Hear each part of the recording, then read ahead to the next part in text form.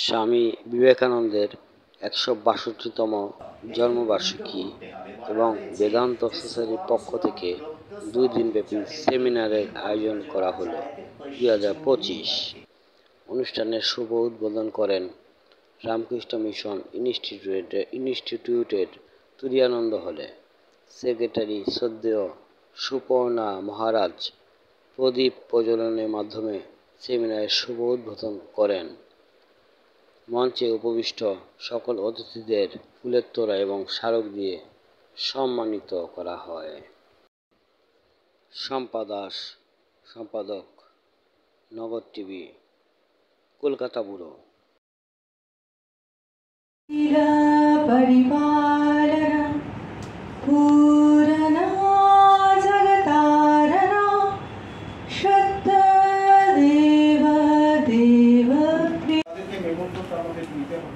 তো আমি প্রথমে আমাদের সঞ্চালক যিনি প্রজ্ঞারঞ্জন দত্তকে ফুলের তোড়া এবং মেমন্টো দিয়ে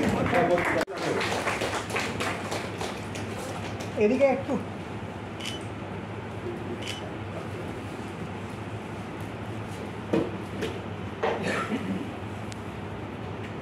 এবার অধ্যাপক বিদ্যুৎ মণ্ডলকে সম্মানিত করছেন শান্তনা চ্যাটার্জি।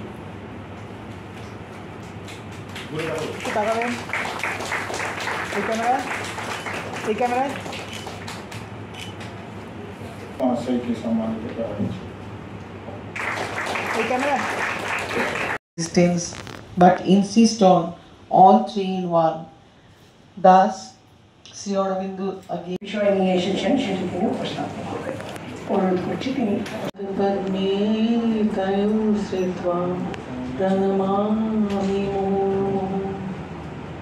ওম নমো মাত্রে জগন্মাত্রে ভগবত্যৈ নমো নমঃ মহাশক্তৈ মহাভক্তৈ মহাভক্তৈ নমঃ।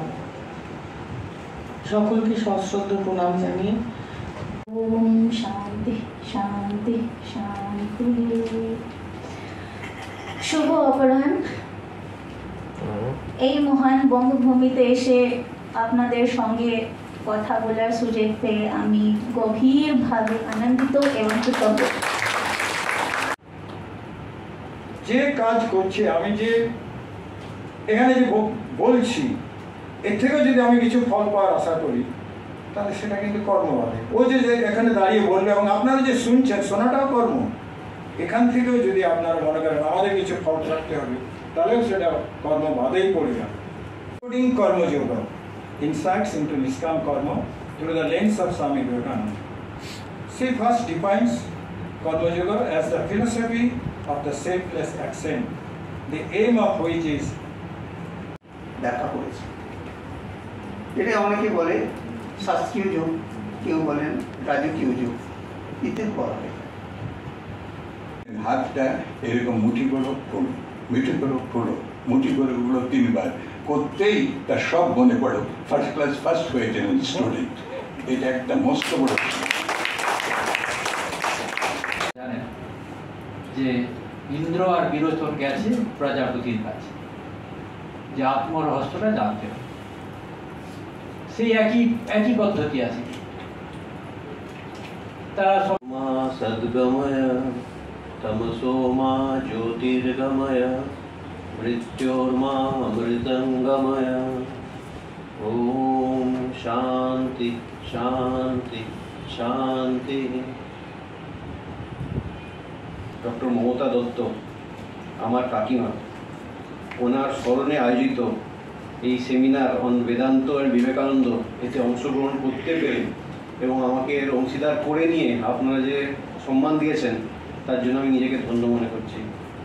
স্বামী বিবেকানন্দর ১৬২তম জন্মবার্ষিকী হিসেবে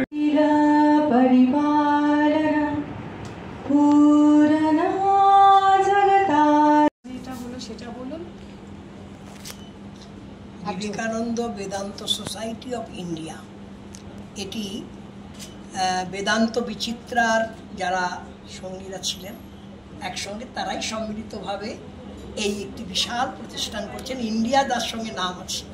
সমগ্র ভারতবর্ষে যে Vivekananda Vedanta society of India এই নামটি হয়েছে, এটা সকলের কাছে খুবই আনন্দের বিষয়।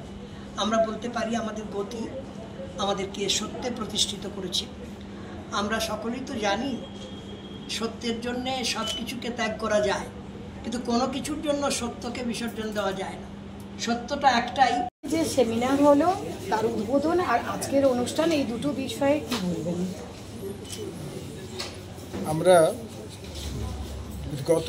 গত বছর থেকে এই ধরনের ভাবটা, অর্থাৎ আধ্যাত্মিক ভাবটা, আমাদের যে প্রাচীন শাস্ত্র আছে সেগুলো বেদ, বেদান্ত, উপনিষদ এবং গীতা, এগুলোর উপর আমরা আলোচনা শুরু করি। স্যার, আজকে এই যে বেদান্ত সোসাইটিতে আপনি এলেন, কেমন লাগছে আর এদের কি শুভেচ্ছা বার্তা দেবেন? বিবেকানন্দ বেদান্ত সোসাইটি অনেক দিন ধরে কাজ করছে এবং এখানকার যে মানুষজন আছেন এনারা দীর্ঘদিন ধরে বেদান্ত চর্চা করেন, বিবেকানন্দ চর্চা করেন, ঠাকুর মা স্বামীজির ভাব নিয়েও এরা কাজ করেন এবং এদের এটা বার্ষিক সম্মেলন। এরা স্বামী বিবেকানন্দ বেদান্ত সোসাইটি এবং রামকৃষ্ণ মিশন কালচারাল ইনস্টিটিউটের পক্ষ থেকে আজকে বেদান্ত সোসাইটির একটা অনুষ্ঠান শুরু।